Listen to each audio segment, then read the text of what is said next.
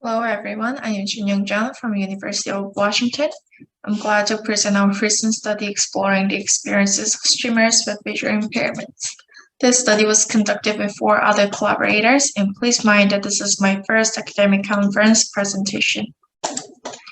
The popularity of live streaming has grown over the years, and popular social media such as Instagram and Facebook have added live streaming functions to their platforms. Among these platforms with live streaming functions, Twitch is the most popular streaming platform with about 2 million active users. Prior studies have reported about the experiences of people with visual impairments or PVI on social media, such as Twitter, Instagram, Facebook, and YouTube. And they have reported about the design opportunities to help PVI on this social media. Other prior works have reported about the experiences of people on live stream platforms, focusing on streamers, viewers, and moderators. Despite the prior studies about PVI's experiences on social media, little is known about how PVI interacts synchronously with people through live streaming. Also, little is known about the accessibility issues PVI face on live streaming platforms. To fill these gaps, our study aims to answer the following questions. 1. Why do streamers with visual impairments or SVI stream on live streaming platforms?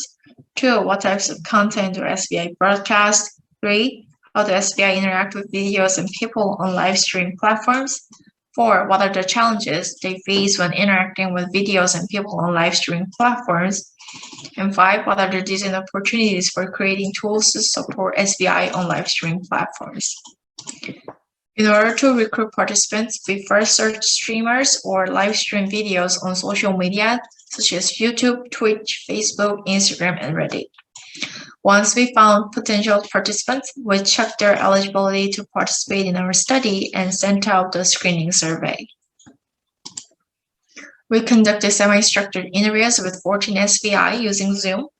The inclusion criteria for SVI were 1. Must be between 18 and 64 years old, 2. Must be legally blind and have no other disabilities, and 3. Must have experience of live streaming a video at least once in the past 3 months. Once all videos were finished, we conducted an affinity diagram using Miro. And next, I'm going to talk about our findings of the study. There were mainly 4 motivations why SVI livestream.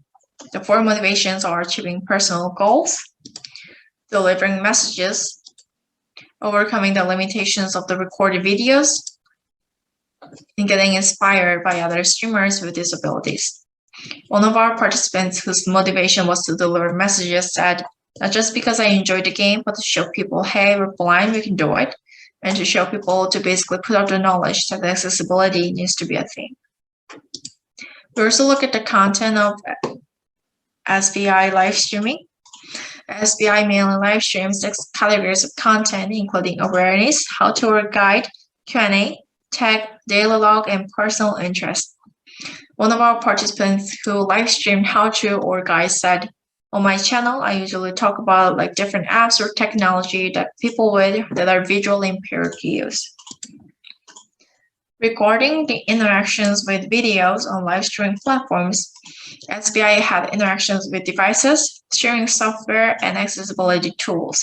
These devices include laptop, headphones, mic, and streaming software such as StreamYard, Streamlabs, and OBS were used.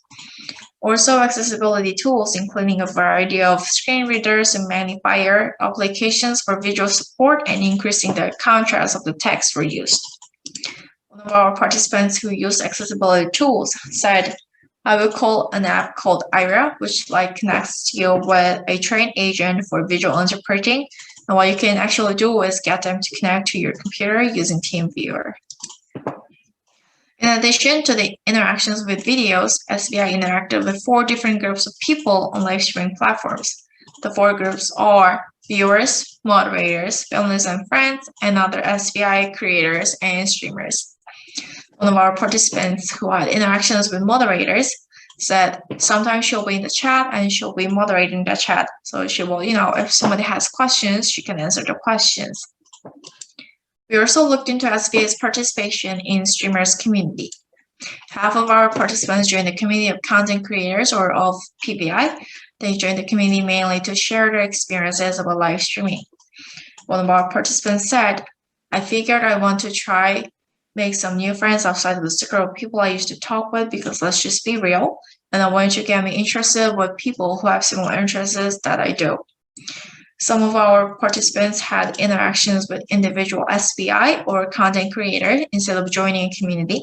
A few participants commented about the possible benefits of an SVI community, such as opportunities for SVI to grow and improve. Lastly, we'll look at any challenges SVI faced while live streaming.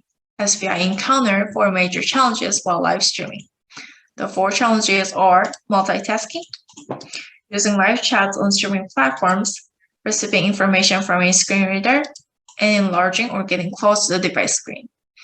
Among those challenges, using live chats on streaming platforms was the biggest hurdle. One of our participants said, but once again, the chat is just dealing with the chat and interacting with the community through the chat is always the most difficult part for both of us, for all of us that are doing the live stream. Next, I will move on to the discussion part of our study. We found that SVI gained multiple benefits by involving in a community of content creators, all of PBI. Although SVI were benefited from the community of content creators, or PBI, they needed more specific advice or help dealing with streaming challenges they have encountered. Based on these findings, we came up with a question. What are the design opportunities to create an SVI community that provides specific advice? We also found that SVI experienced 3 main accessibility issues. These issues are lack of tutorial videos on live streaming software, using the mouse when interacting on streaming software, and reading chats in multiple languages using a screen reader. Based on these findings, we came up with a question. What are the design opportunities to improve accessibility issues experienced by SVI?